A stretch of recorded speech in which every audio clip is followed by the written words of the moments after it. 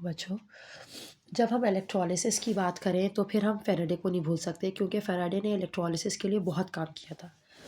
जब हम इलेक्ट्रिसिटी की कंडक्शन करवाएं किसी भी इलेक्ट्रोलाइटिक सेल से, तो हम फ़ैराडे के लॉज़ की बात ज़रूर करते हैं। फ़ैराडे ने हमें 2 लॉज़ दिए थे, जिनको हम फ़ैराडेज़ फर्स्ट लॉ ऑफ इलेक्ट्रोलिसिस और फ़ैराडेज़ सेकंड लॉ ऑफ इलेक्ट्रोलिसिस कहते हैं।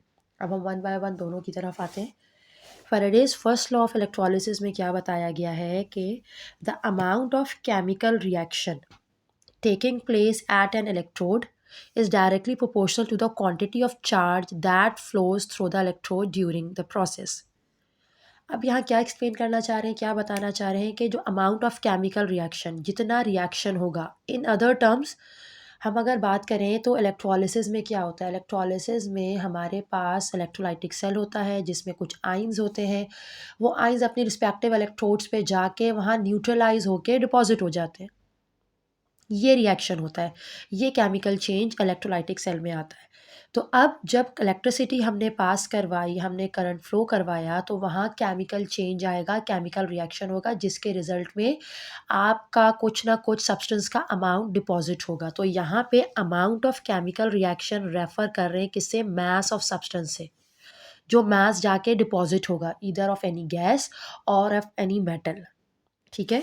तो amount of chemical reaction taking place का मतलब यहाँ क्या हो गया कि कितना इसका डायरेक्टली किससे रिलेट कर दिया कि कितना अमाउंट जाके डिपॉजिट हो रहा है, इज डायरेक्टली प्रोपोर्शनल। अब वो किसके डायरेक्टली प्रोपोर्शनल है, क्वांटिटी ऑफ चार्ज, वो चार्ज जो आप उसमें से फ्लो करवाओगे through the electrode during the process. तो मास जो डिपॉजिट हो रहा है, ये एक तरीके से क्या है, अमाउंट ऑफ केमिकल रिएक्शन है कि कितना ज़्यादा रिएक्शन हो रहा है। जितना ज़्यादा रिएक्शन होगा उतना ज़्यादा मास जाके डिपॉजिट होगा। वो डायरेक्टली प्रोपोर्शनल है उस चार्ज के जो आप उसमें से फ्लो करवा रहे होगे। साइन ऑफ प्रोपोर्शनैलिटी हटाया, इक्वल्स टू आया, कांस्टेंट आया जेड। जेड क्या है, इलेक्ट्रोकेमिकल इक्विवेलेंट। ठीक है, इसकी भी अभी हम बात करते हैं। चार्ज किसके बराबर होता है, क्यू बराबर होता है I into T. I is current, T is time. तो क्यू की जगह हमने आई इंटू टी रख दिया। तो ये हमारे पास एक ये रिलेशन आ गया, एक ये रिलेशन आ गया। किसके लिए, अगर हमें फाइंड आउट करना है कि अगर हम इतनी देर तक चार्जेस पास करवाएं तो कितनी क्वांटिटी ऑफ सब्सटेंस डिपॉजिट हो जाएगा। एम मास है जो डिपॉजिट हो रहा है, क्यू क्या है, quantity of charge in coulomb, I current है इन एम्पेयर, टाइम लेना है इन सेकेंड, और Z क्या है, इलेक्ट्रोकेमिकल इक्विवेलेंट। ये कांस्टेंट है और ये क्या है, शो कर रहा है, the amount of substance produced during electrolysis by passing 1 coulomb of charges. यानी कि हम अगर किसी इलेक्ट्रोलाइटिक सेल में 1 कूलम चार्जेस पास करवाएं, तो 1 कूलम चार्जेस पास करवाने पे किसी भी स्पीशी का जितना अमाउंट डिपॉजिट होगा उसे हम इलेक्ट्रोकेमिकल इक्विवेलेंट बोलेंगे। ये वैल्यू हर स्पीशी के लिए अलग होगी, सिल्वर के लिए अलग, कॉपर के लिए अलग, गोल्ड के लिए अलग। ठीक है, कि 1 कूलम चार्जेस हम इलेक्ट्रोलाइटिक सेल में पास करवाएं तो जितना भी अमाउंट उस सब्सटेंस का डिपॉजिट हो रहा होगा उसको हम कहेंगे इलेक्ट्रोकेमिकल इक्विवेलेंट। उसके बाद अगर हम आ जाए तो अब है Faraday's second law of electrolysis.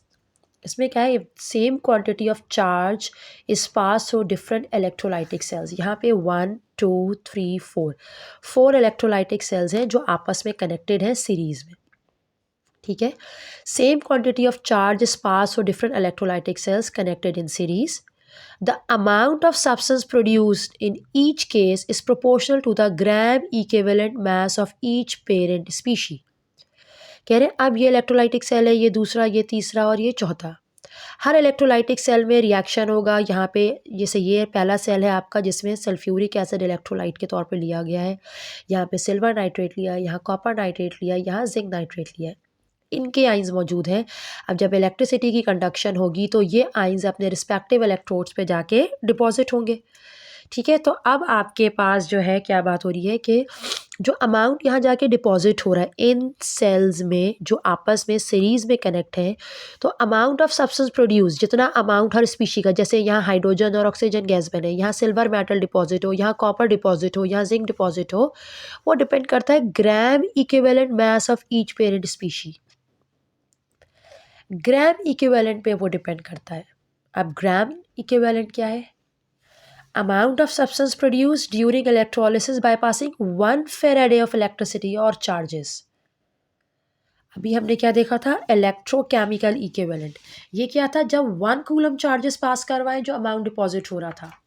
ये क्या है इक्विवेलेंट वेट, जब 1 फेरेडे चार्जेस पास करवाएं जितना अमाउंट डिपॉजिट होता है वो आपका इक्विवेलेंट वेट कहलाता है। अब जैसे कि अगर मैं बात करूं फर्स्ट सेल में, जब सल्फ्यूरिक एसिड की इलेक्ट्रोलिसिस हम करवाएंगे तो ऑक्सीजन और हाइड्रोजन गैस हमें मिलती है। ऑक्सीजन हमें मिलता है 7.99 ग्राम्स, हाइड्रोजन गैस मिलेगी हमें 1.008 ग्राम्स। इस सेल की, सेकंड सेल की अगर से मैं मेटल पे आ जाऊँ तो सिल्वर 107.9 ग्राम्स मिलेगा, कॉपर 31.77 ग्राम्स और जिंक 32.5 ग्राम्स हमें मिलेगा। सेम इलेक्ट्रिसिटी पास करवाई है, सेम चार्ज पास करवाया है इन चारों सेल से, लेकिन हर सेल में डिपॉजिट जो हो रहा है अमाउंट मेटल का या गैस का या जो रिलीज हो रही है वो सब में डिफरेंट है। सेम अमाउंट डिपॉजिट नहीं हो रहा, इसका मतलब कोई ना कोई ऐसा पैरामीटर है जिस पे वो डिपेंड कर रहे हैं। तो वो पैरामीटर क्या है, इक्विवेलेंट वेट। ठीक है, इक्विवेलेंट वेट फाइंड करने के लिए हमारे पास एक फॉर्मूला भी मौजूद है कि इक्विवेलेंट वेट क्या होता है, आपकी स्पीशी का atomic mass divided by charge on that species या इलेक्ट्रॉन लॉस और गेन। ठीक है, अब अगर मैं ऑक्सीजन की बात करूं तो ऑक्सीजन हमारे पास जिसका अमाउंट डिपॉजिट हो रहा है वो 7.99 है। तो ऑक्सीजन जब ड्यूरिंग रिएक्शन होता है तो वो अपनी O-2 स्टेट में ऑक्सीडेशन स्टेट में होता है और फिर ये इलेक्ट्रॉन रिलीज करता है। ऑक्सीजन का मास 15.98 और अप्रॉक्सीमेटली 16, हमने उसके चार्ज से डिवाइड किया तो 7.99 ये मास था जो हमें मिल रहा था। हाइड्रोजन का 1.008 मिल रहा था। क्यों? क्योंकि हाइड्रोजन का एटॉमिक मास है 1.008 और हाइड्रोजन पे चार्ज क्या होता है, पॉजिटिव। तो यहाँ +1 आया और डिवाइड किया तो इसीलिए हमें 1.008 मिला। सिल्वर का 107.9 इसका एटॉमिक वेट है। सिल्वर पे चार्ज +1 होता है, इसीलिए ये वही वैल्यू आ गई जो इसका एटॉमिक वेट है। लेकिन ये ज़रूरी नहीं है क्योंकि हमें तो डिवाइड करना है चार्ज ऑन स्पीशीज से। तो कॉपर का मास 63.54 है, लेकिन कॉपर पे चार्ज होता है +2 का। तो जब 2 से डिवाइड किया तो ये बनता है 31.77, तो इसीलिए हमें कॉपर का मास 31.77 मिला। जिंक का 32.5 क्यों मिला? क्योंकि जिंक का एटॉमिक मास है 65, हमने 2 से डिवाइड किया। जब 2 से डिवाइड किया, 2 से क्यों डिवाइड किया? क्योंकि जिंक पे चार्ज आता है +2 का। तो 32.5 ग्राम्स जो है जिंक के हमारे डिपॉजिट हो जाएंगे। तो ये है आपका फेराडे का सेकेंड लॉ कि जब हमने सीरीज़ में सेल्स कनेक्ट किए डिफरेंट और इलेक्ट्रोलाइटिक और उसमें हमने चार्जेस पास करवाए तो हर सेल में अलग क्वांटिटी डिपॉजिट हो रही है, हर सेल में अलग क्वांटिटी डिपॉजिट हो रही है जो डिपेंड कर रही है उसके इक्विवेलेंट वेट पे।